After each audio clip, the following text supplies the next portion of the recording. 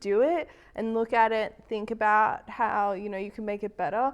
And then only through that, I think you'll find what you really enjoy, and then also what you feel motivated to, if you do want to pursue a career in photography, how can you push it even further? How can you make it your own?